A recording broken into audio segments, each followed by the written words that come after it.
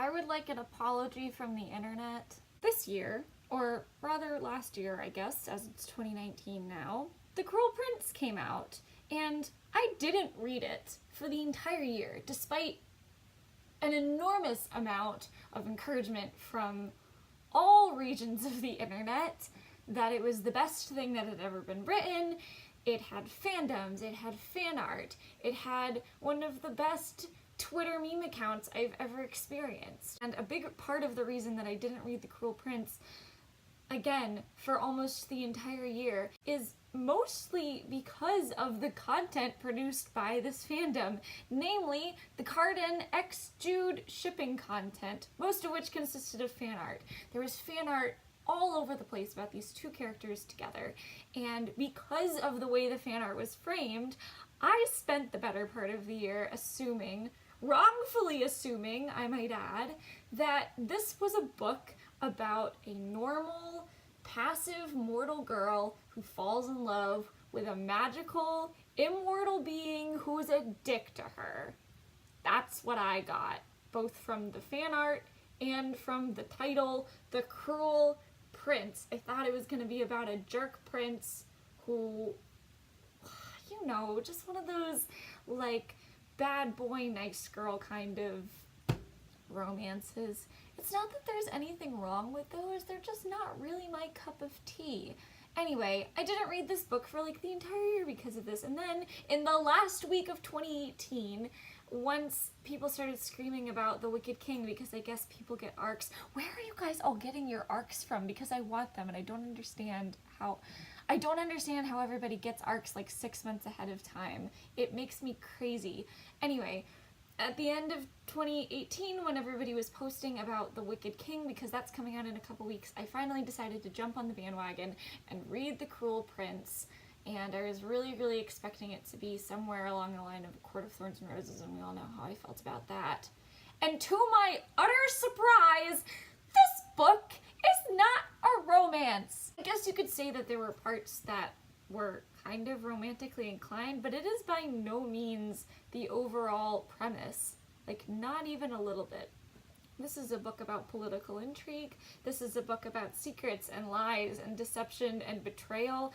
It's kind of, I hesitate to say that it's similar to Game of Thrones, even though there are some very Game of Thrones-esque scenes and situations. The whole point is not an enemies to lovers situation. It might end up being one in the sequel. In fact, I'm sure that it will be in some way, but it's not about them being a couple at all. In fact, it would be hard-pressed to make an argument that they are canonically a couple even at the end, because they're just not. Let me start at the beginning. This is about a girl named Jude.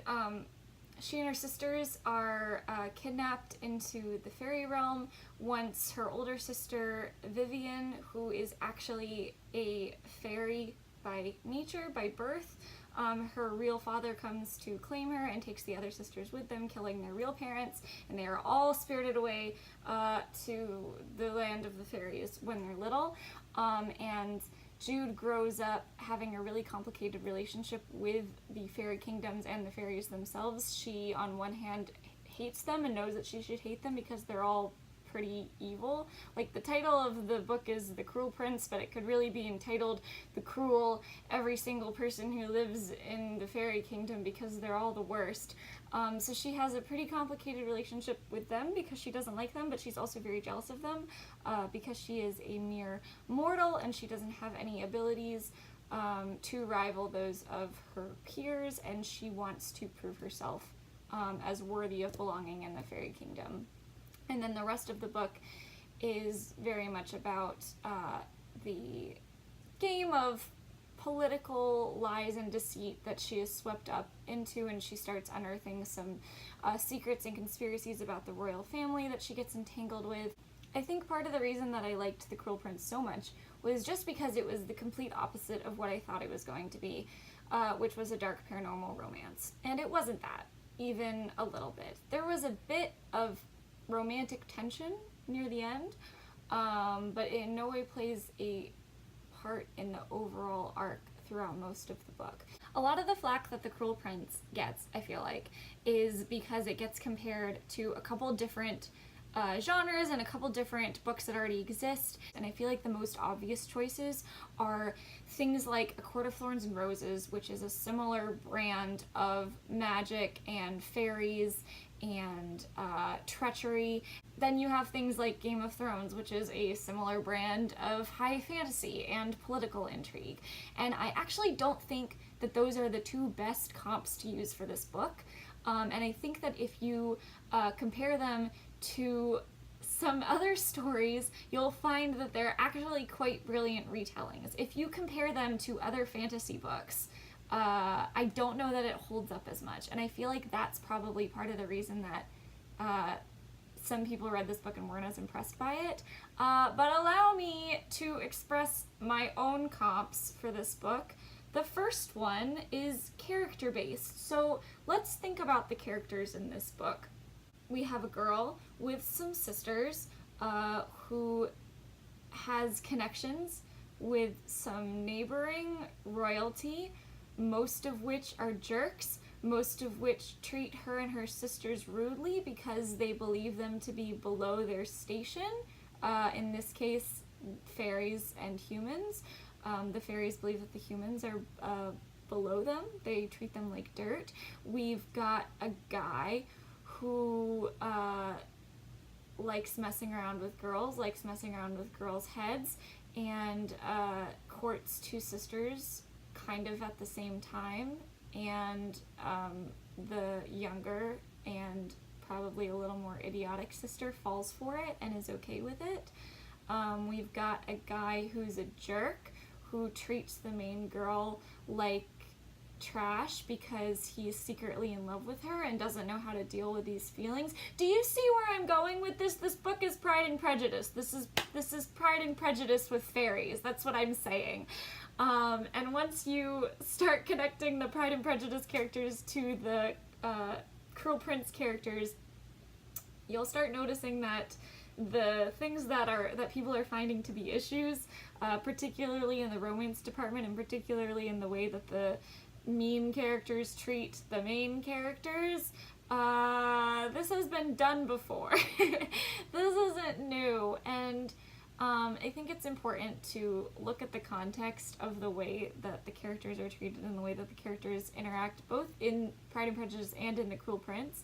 The author and the characters are not condoning the cruelty, and I think that's an important distinction to make, because there are a lot of books where the love interest or the love interest's associates are jerks, and it turns into a very emotionally abusive or manipulative relationship, and it doesn't really get condoned. It's condoned in this book the same way it was condoned in Pride and Prejudice, and I think that makes all the difference in the world when you're talking about themes and messages and effect on readers. The second work that I think it's good to compare The Cruel Prince to is one about a girl who feels like an outsider, who goes to school where there is a group of bullies who believe that they're better than everybody else, who are mean to her, and rather than just letting it go, letting them treat her poorly, and just kind of taking things as it is, she decides that she is going to become better and crueler than the people who are already cruel, and it ends with one of them dead. Oh, this book is Heathers. Heathers with fairies. I think that once you start realizing that the story here is a lot more like Heathers and Pride and Prejudice than it is about any other type of like high fantasy, high stakes magic kind of world, the book gets a lot more enjoyable. This is not to say that The Cruel Prince is lacking flaws. There are some pacing issues. I know that a lot of people say that the book really gets going about 60 to 70% of the way through, and I would agree with that. I feel like it has a lot of exposition. I feel like The Wicked King is probably going to be amazing, because once all of the exposition that's set up in this book is out of the way, I think that the roller coaster of action is really gonna get going in the sequel, which fortunately comes out a week from now. See, I was smart. I put off reading this book until the end of the year for a reason, because now I don't have to wait super long for the sequel. I did this on purpose. it's fine. But yeah, if you, like me, are putting off reading The Cruel Prince because you think it's just another weird, dark, paranormal romance, I'm here to tell you that you could not be more wrong, and this book is actually a lot more than it appears to be, especially if you've been getting all of your information from fan art and meme accounts, which I think I've learned my lesson. I should just read books and not listen to the internet. Anyway, The Wicked King comes out in a week. I could not be more excited, and I could not recommend The Cruel Prince more. It actually ended up being one of my favorite books of the year, and this was a year in which I also discovered V. Schwab's Vicious and Vengeful, so that's probably saying a lot. Yeah, this was a huge surprise for me because I really thought that I wasn't gonna like it at all, but here we are, endorsing it on the internet.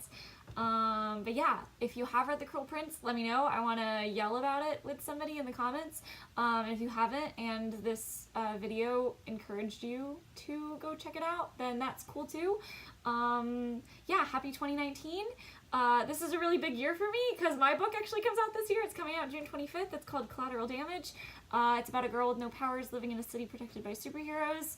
And yeah, I can't wait. I'm freaking out. I'm gonna put the link, the Goodreads link in the bio. Yep, the caption. I don't know what things are called here. Anyway, yeah, happy 2019. Happy reading. See you later.